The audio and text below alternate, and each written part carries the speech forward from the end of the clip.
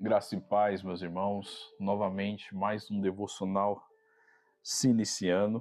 Hoje eu gostaria de compartilhar com os irmãos o livro de Lucas, capítulo 15, do versículo 11 ao versículo 31. Creio que muitos dos irmãos já ouviu essa parábola, a parábola do filho pródigo, o filho perdido. E quando eu me remeto a essa leitura, eu me lembro também antes da minha conversão a Cristo Jesus. Nós começamos a analisar, começamos a refletir como que foi o nosso encontro com Deus, como foi saber que nós temos um Pai que mesmo em meio às nossas imperfeições, mesmo em meio às nossas impurezas, as nossas decisões tomadas erradas, a nossa vida contraditória, sabemos que tem um Pai que ama, zela, guarda e nos espera sempre de braços abertos, quando verdadeiramente reconhecemos as nossas falhas, os nossos erros, quando caímos em si dos nossos defeitos e quando nos arrependemos de ter, muitas das vezes, não seguido um caminho a qual o nosso Senhor Deus queria que nós seguíssemos, por não aplicar verdadeiramente toda a ordenância, toda a direção, toda a palavra a qual ele já deixou escrito nas suas sagradas escrituras.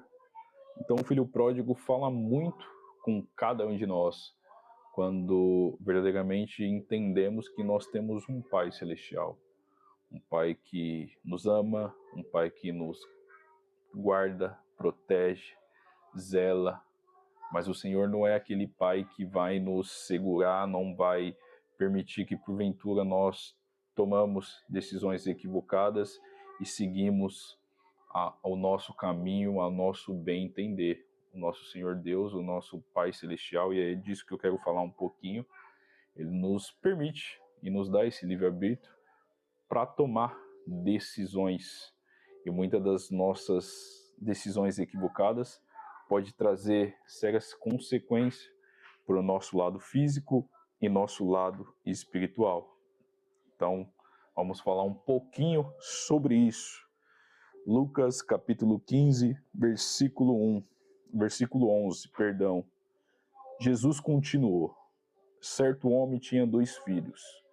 O mais moço dele disse ao pai: Pai, quero que o Senhor me dê a parte dos bens que me cabe. E o repartiu os bens entre eles. Passados muitos dias, o filho mais moço, ajuntando tudo que era seu, partiu para uma terra distante e ali desperdiçou todos os seus bens, vivendo de forma desenfreada. Depois de ter consumido tudo, sobreveio uma grande fome naquele país. E ele começou a passar necessidade. Então foi pedir trabalho a um dos cidadãos daquela terra, e este mandou-o para os seus campos a fim de cuidar dos porcos. Ali ele desejava alimentar-se das bolotas que os porcos comiam, mas ninguém lhe dava nada. Então, caindo em si: quanto aos trabalhadores do meu pai, têm pão com fartura, e eu estou aqui morrendo de fome. Vou me arrumar, voltar para o meu pai e lhe dizer: Pai, pequei contra Deus diante do Senhor. Já não sou digno de ser chamado de filho. Trate-me como um dos seus trabalhadores. E arrumando-se, foi para o seu pai. Versículo 20. Vinha ele ainda de longe quando seu pai o avistou e, compadecido dele, correndo, o abraçou e beijou. E o filho lhe disse: Pai, pequei contra Deus e diante do Senhor. Já não sou digno de ser chamado de filho. O pai, porém, disse aos servos: Tragam depressa a melhor roupa e vistam dele. Ponham um anel em seu dedo e sandálias nos seus pés. Tragam e mate um bezerro gordo. Vamos comer e festejar, porque este meu filho estava morto e reviveu. Estava perdido e foi achado. E começaram a festejar. Parando só um pouquinho aqui até esse versículo 24. Então a gente vê aqui na história dessa parábola do filho pródigo, do filho perdido, você vê que o filho tomou a iniciativa, tomou toda a decisão de ajuntar tudo aquilo que ele tinha por direito e viver da maneira a qual ele entendia que era a maneira que ele deveria viver. E ele sabia que ele tinha um pai que zelava, guardava, um pai que protegia, um pai que lhe proporcionava tudo, dava todo conforto, todo amparo. Ele poderia desfrutar de tudo que ele bem entendesse. Mas muitas das vezes nós tomamos também essas decisões equivocadas de querer viver da maneira a qual bem entendemos, ou de negligenciar o Pai Celestial, que muitas das vezes nos mostra o caminho certo, o caminho que devemos percorrer, o caminho que devemos tomar. E dentro dessas atitudes equivocadas, assim como o filho pródigo teve, pode trazer muitas consequências. A gente vê aqui que ele pega a herança que ele achava que era de direito, então o pai deu toda a herança, toda a liberdade, deu o livre-arbítrio para ele fazer o que ele bem entenderia que era certo, e ele foi. Só que chegando, vamos jogar para o mundão, não vamos usar um termo terra, chegando no mundo, ele usou de maneira desenfreada, vamos colocar que ele gastou com bebida, gastou com mulheres, gastou com carros, gastou com tudo que ele bem entendia. Então ele desfrutou do mundo, só que chegou a escassez na vida dele. Porque quando vivemos uma vida desordenada, desenfreada, quando não vivemos debaixo da ordenança e da direção do nosso Pai, a gente entra nesse colapso pessoal, a gente entra nessa maneira desenfreada de viver, de achar que temos que viver o hoje, o agora, e temos que desfrutar de tudo que porventura o mundo nos proporciona. Mas o que é mais frisado aqui, principalmente no versículo 17, que por mais que ele desfrutou de tudo, ele chegou num nível de escassez tremendo, onde ele não tinha nada, nenhum alimento para desfrutar ou para comer. E ele, se remetendo, lembrando de um passado, quando ele estava na casa do pai dele, ele via que os empregados dos pais dele era bem servido, bem tratado. Ele tinha porventura, os empregados tinham porventura o alimento suficiente para se manter bem, para viver bem. Então ele, no versículo 17, ele relembra disso. E muitas das vezes quando nós estamos também vivendo uma vida desordenada, uma vida desenfreada, muitas das vezes nós não analisamos a consequência que está trazendo para o nosso lado físico e nosso lado espiritual. E o que mais nós temos que se atentar é no nosso lado espiritual. Por mais que porventura hoje não vivemos da maneira que bem entendemos, não vivemos da maneira que acreditamos que temos por direito viver, nós vivemos dentro debaixo, vamos colocar, da graça do Senhor, e o Senhor sempre tem nos proporcionado tudo. O Senhor nos proporciona o nosso levantar, o Senhor nos proporciona o alimento, vestimento, uma casa, proporciona desfrutar de uma família bonita e unida. Mas mesmo assim o homem é ganancioso, o homem sempre quer muito mais. E o Senhor, querendo ou não, ele não nos restringe a buscar tudo aquilo que o mundo nos oferece.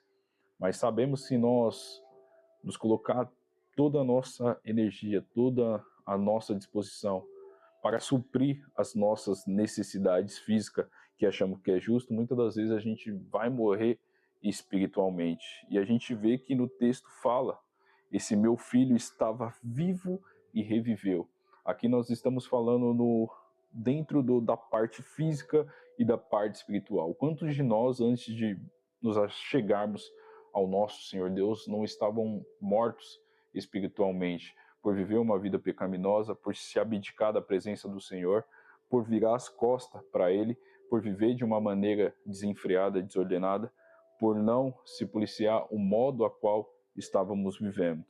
Mas em um momento na nossa vida o Espírito Santo testificou no nosso coração e nós caímos em si. Assim como o filho pródigo caiu em si, no versículo 17, não chegamos a viver vamos colocar, nesse modo de escassez físico, mas creio eu que chegamos sim na escassez espiritual, a qual, porventura, por tudo que nós buscássemos suprir essa falta, essa ausência, já nada mais nos supria. E nós sabemos que, muitas das vezes, o tamanho do vazio que nós sentimos no nosso peito, somente o nosso Pai Celestial pode suprir, somente o nosso Pai Celestial pode nos preencher. Então também é muito dentro desse sentido. E quando entendemos que tudo que precisamos é o nosso Senhor Deus, tudo que precisamos é a presença do nosso Pai Celestial, muda tudo. Por mais que nós vivêssemos um caminho errado, um caminho totalmente contraditório, o nosso Senhor Deus sempre está de braços abertos, nos esperando. O ponto inicial e o ponto principal também é nós reconhecermos os nossos erros, as nossas falhas, as nossas imperfeições, se arrepender genuinamente, e quando nos arrependemos verdadeiramente, nós vamos de encontro novamente com o nosso Senhor Deus, porque Ele está de braços abertos, o nosso Pai está ali sempre esperando nós nos reconciliar com Ele novamente. Então nós percebemos que no texto vai falar, o nosso Senhor Deus, Ele troca nossas vestimentas, coloca novamente um anel em nosso dedo e troca nossas sandálias dos pés, porque é assim que nós somos transformados, é assim que somos resgatados, é assim que somos santificados e renovados dentro da presença do nosso Senhor Deus. Toda pessoa, porventura, que se arrepende de ter um encontro com Deus, o nosso Senhor Deus purifica. E a partir do momento que entendemos essa purificação, entendemos essa libertação, essa cura a qual o nosso Senhor Deus faz nas nossas vidas quando reconhecemos que erramos e falhamos, automaticamente, dificilmente vamos retroceder, e eu digo nessa parte de intimidade, essa parte de comunhão, essa parte de reconciliação com Ele. E no texto é muito bom, porque quando o filho pródigo se arrepende, você vê que o nosso Senhor Deus, ele faz festa, hoje usando o termo o nosso Senhor Deus, porque é nisso que o nosso Senhor Jesus está falando nessa parábola. E voltando, se a gente for na parábola da ovelha perdida, a gente vê isso. Qual dos pastores deixa as 99 ovelhas para buscar aquela única? E assim com o nosso Senhor Deus, é assim que o Espírito Santo de Deus vai nos buscar muitas das vezes nesse caminho contraditório, nesse caminho tortuoso que muitas das vezes nós andamos.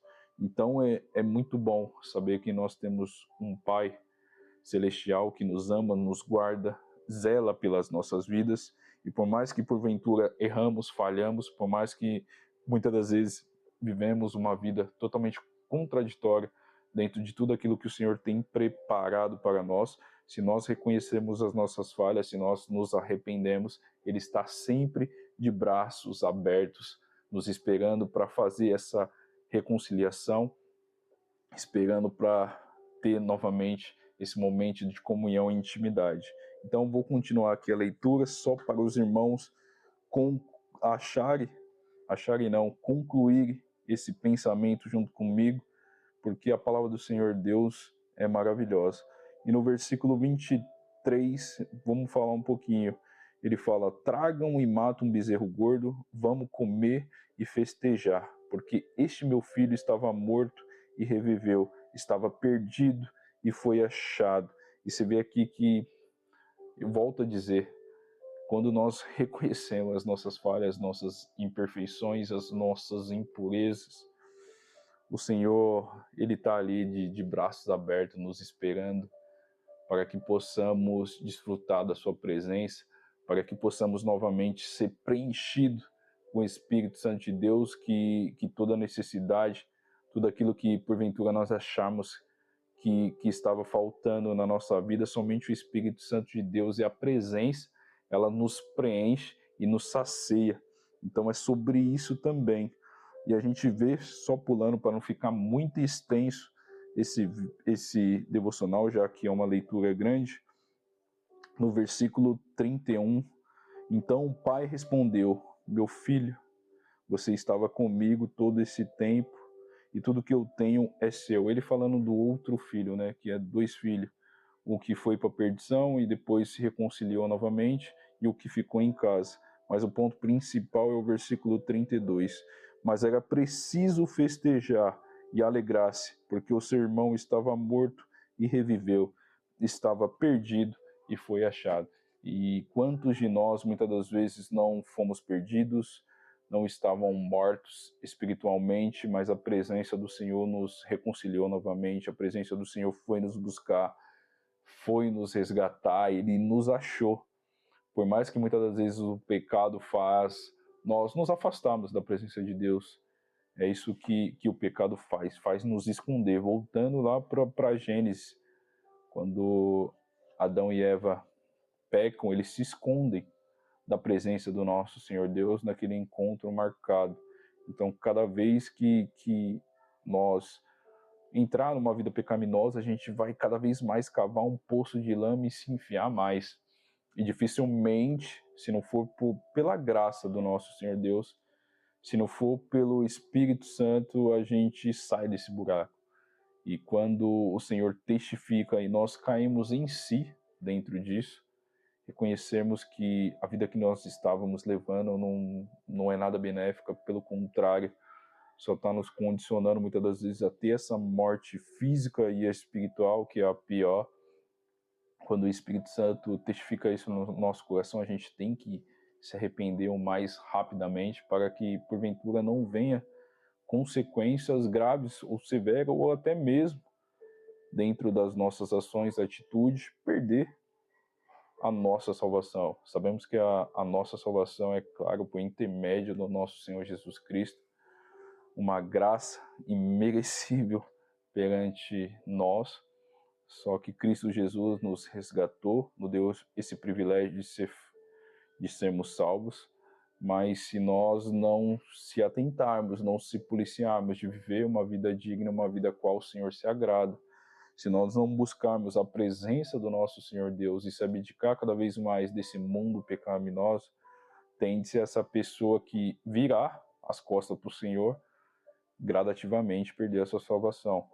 Mas, quando reconhecemos as nossas falhas, os nossos erros, as nossas imperfeições, e sabemos que temos um Pai amoroso, grandioso, protetor, zeloso, e se arrependermos do nosso pecado genuinamente, a gente sabe que Ele está sempre de braços abertos, nos esperando para nos reconciliar novamente com Ele.